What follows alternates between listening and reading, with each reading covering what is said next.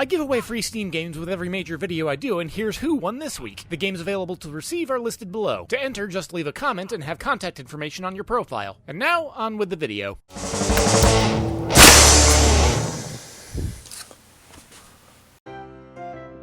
Welcome, dear viewer. Let's set the Christmas scene, and check on our dear friend, Gheeotine.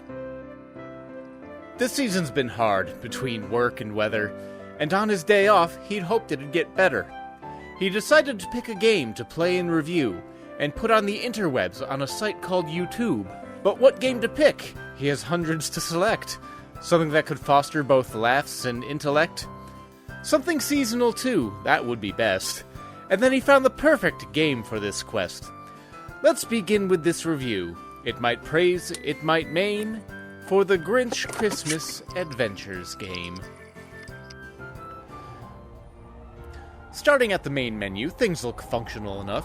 New games, settings, extras, and stuff. We begin the campaign, then to our surprise, the original Grinch Christmas book unfolds before our eyes.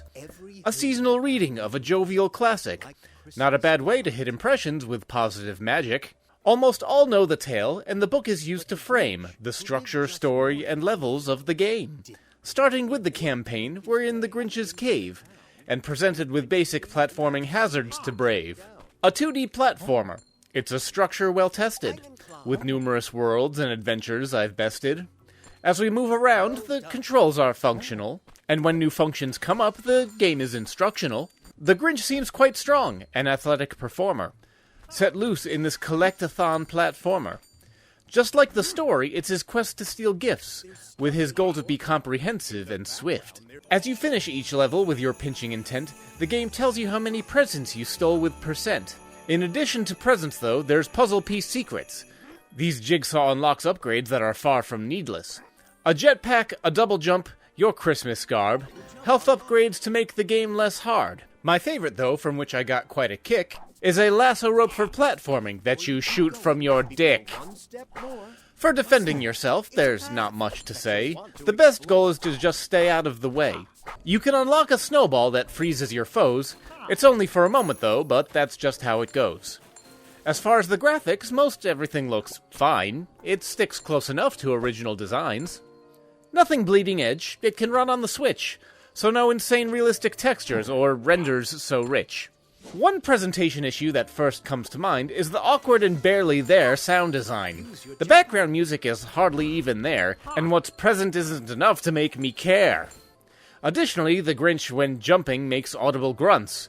It's just that he sounds like four different dudes. The game is also aggressive with speaking out hints, giving needless instruction through mid-level sprints. After a time, the platforming starts to wear thin, just a cavalcade of jumping, collecting, and an easy win.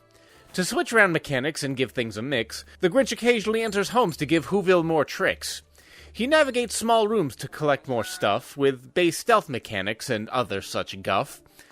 The problems with these segments, of which there are many, can be overall summarized with difficulty. There really isn't any. The Who's can watch you jump under a table, then it's like to their mind you were nothing more than a fable. It's like they have the object permanence of a toad, but wait, I have more steaming vitriol to unload. And the rare instances that you do get attacked, you can step out of the room and get all your health back. The camera's annoyingly close so you can barely see in the room, and I overwhelmingly wished for an outward zoom. I ran into idiots several times on the stairs, but these segments aren't the only ones where the camera impairs. It's like many games from the late 80s or so. It's hard to tell where you need to go. Old confusing platformers were terrible with this, so seeing it make a return makes me pissed. And as I stated before, the game begins to run out of content and gimmicks, an inspirational drought. The game takes place over 3 worlds and 6 levels, but I suppose its brevity is something in which I can revel. In 3 to 4 hours, you'll have seen all it has, and it's all fairly boring. There's not much pizzazz. And I can only be so amused by my favorite trick of stopping mid-level to shoot rope out my dick. Or you keep going before one step more. You're a bad one, Mr. Grinch. You're a piece of shovelware. Your gameplay is no deeper than a cancer patient's hair, Mr. Grinch. I was about ready to slap this game in a vice and break out my Gheeotine to give it a slice. But upon some reflection, I cooled off a little and took a break from my fury and spittle. While I love to play games that are seen as high art, I have to admit that not all games meet that part. The Grinch has its shortcomings, but it's not god-awful, at least its developers aren't doing anything unlawful. It's vapid and irritating, but ultimately harmless, and I can't say the game is entirely charmless. The game is made for kids, that much is clear, something to amuse around this time each year. The original storybook as a bonus gives me a premonition that some families will start to use this game as a tradition. It's ultimately shovelware, but it's inoffensive, and appropriately for shovelware, it wasn't expensive. I'll get good and angry at things that deserve it, like the rancid horse at Epic that bought harmonics. I'm aware that didn't rhyme. At the end of the day, if you have little ones, this game is perfectly fine to give them some fun.